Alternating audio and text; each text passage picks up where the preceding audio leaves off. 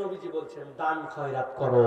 যদি দান খয়রাত করো আল্লাহ রাব্বুল আলামিন তোমাদেরকে মাফ করে দিবেন। সুবহানাল্লাহ বলেন। আরেকটু জোরে বলেন সুবহানাল্লাহ। আরেকটু আওয়াজ করে বলেন সুবহানাল্লাহ। কেন এত জোরে বললাম জানেন? দান খয়রাত বলছি, কিন্তু আমরা যে এমন কতগুলা কাজ করতেছি। এই যে বিগত শুক্রবারে জুমা গেল না, আপনারা জুমার নামাজ পড়ছেন না ভাই? আপনাদের সামনে দিয়ে ব্যাগ গেছে, আপনাদের সামনে দিয়ে কৌটা গেছে, অথবা আপনাদের সামনে দিয়ে কিছু একটা গেছে। আপনাদের এলাকায় কৌটা যায়, ব্যাগ যায়, অথবা মুয়াজ্জিন সাহেব বা কেউ ব্যাগ নিয়ে আদায় করে, তাই না ভাই? কিন্তু আপনার সামনে যখন কৌটা গেছে, ওরে স্পিড রে বাহ,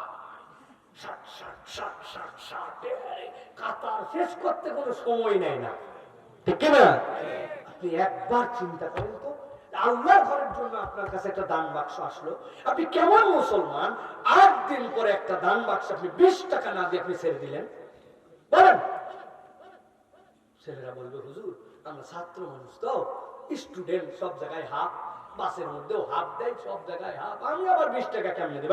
ছেলে, তোমার এলাকায় একজন চা খেতে আসছিল, তোমার বন্ধু, চায়ের অর্ডার দিছো, বিস্কুটের অর্ডার দিছো, সব দেওয়ার পরে যখন বিল দেওয়ার সময় তখন তুমি মানি ব্যাগে হাত দিছো, বলছে আমি থাকতে তুই হাত দিবি, বলছে আমার এলাকায় এসে তুই দিবি, মানে বলে তুই দিবি না, তুই দিবি না, তুই দিবি, ওরে ধাক্কা ধাক্কি শেষে দোকানদার বলছে দুইজনই দেন মামা।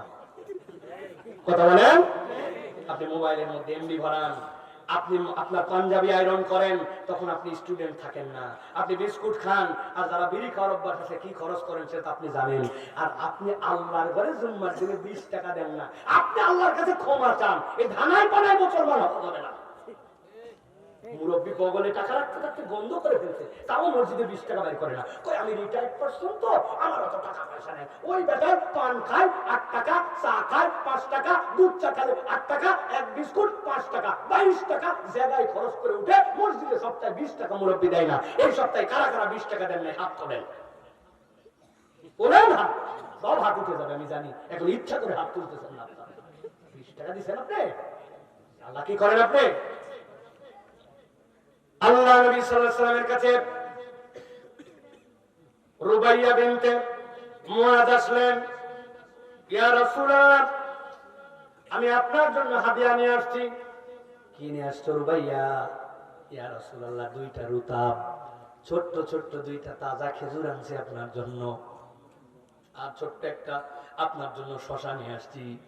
আরবের শসা যারা একবার খাইছেন, কালো রঙের চিকন শসা হয়, এত মিষ্টি, ওটা ছেলা লাগে না, এত স্বাদ। নবীজি বললেন রুবাইয়া আমার জন্য যা নিয়ে আসছো তাই দাও। আল্লাহ নবী নিয়ে নিলেন, এত খুশি হলেন আল্লাহ নবী। একবার কল্পনা করেন তো, 2টা খেজুর একটা শসা, নবীজির কাছে এটা কোনো দান, কিন্তু আল্লাহ নবী এমন একটা নজির স্থাপন করলেন তার উম্মতের জন্য। সাইয়েদনা বেলালকে বললেন বেলাল আমার যে খাজানচিখানার মধ্যে স্বর্ণালংকার আছে ওইটা নিয়ে আসো তো। হযরত নবীজির জন্য নিয়ে আসা হলো। আল্লাহ নবীর জন্য 2 খেজুর আর 1 শসার যে পাত্র, আল্লাহ নবী হাত ঢুকাই দিলেন, দেওয়ার পরে যতদূর পর্যন্ত স্বর্ণালংকার উঠছে সবগুলা উঠায়া ওই পাত্রের মধ্যে দিয়ে বলেন রুবাইয়া তুমি আমার জন্য 2টা খেজুর আর 1টা শসা, আর আমি আমার নবীর পক্ষ থেকে এইটা তোমার জন্য হাদিয়া।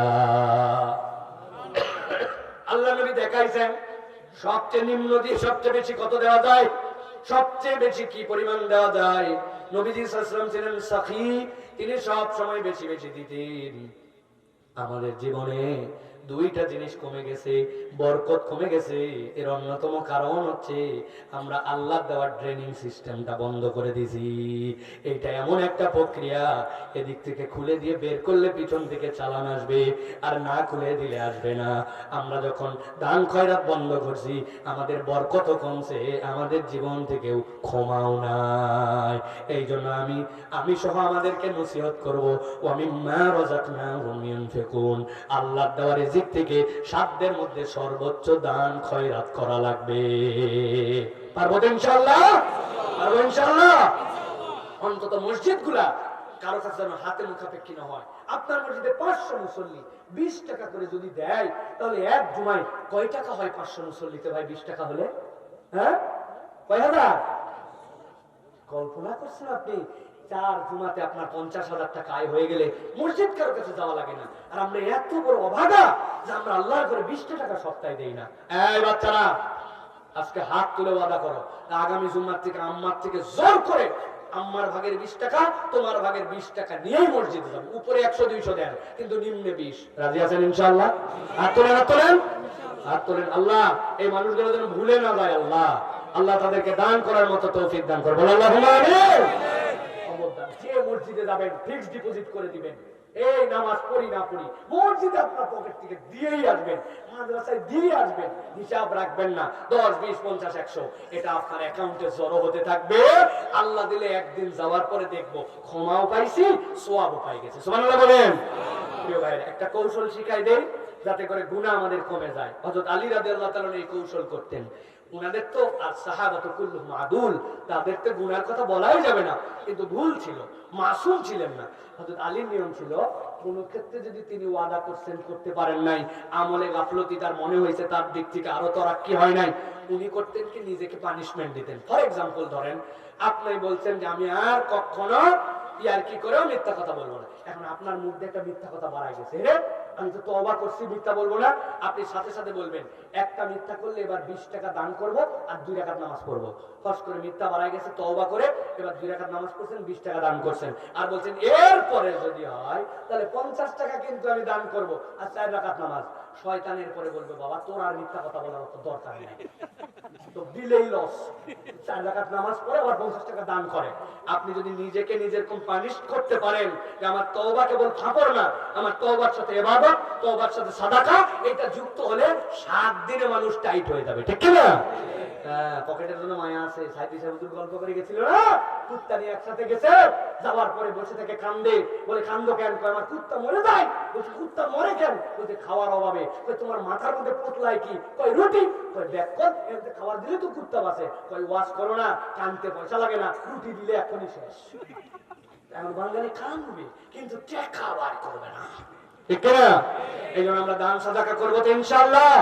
আল্লাহ আমাদেরকে তৌফিক দান করুক। তাহলে আমি 2 পর্বে বলছি আপনাদের কাছে, ইমানের চিহ্ন আছে। গাছটা আসলে নারিকেল নাকি গাছ? কি গাছ? চুলার উপরে কি কি আছে? ডানেরটায়, বামেরটায়। আমরা কি ইনশাআল্লাহ দুধের ধর্মে থাকবো। ঠিক না? আল্লাহ যেন আমাদেরকে কবুল করেন। ক্ষমা লাভের উপায় তাহলে কয়টা?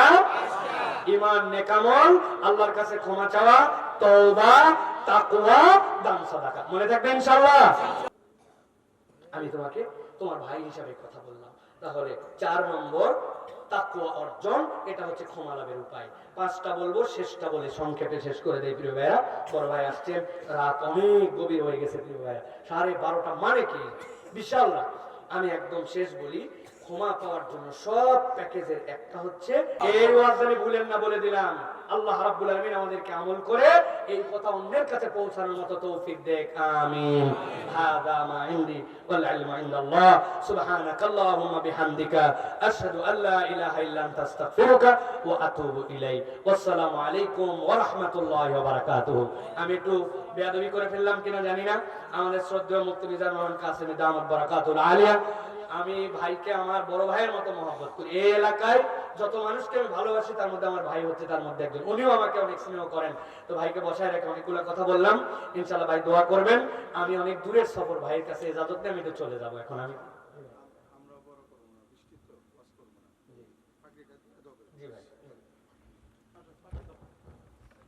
আলহামদুলিল্লাহ, মুহতারাম শায়খ আব্দুল হাই মোহাম্মদ সাইফুল্লাহ হাফিজ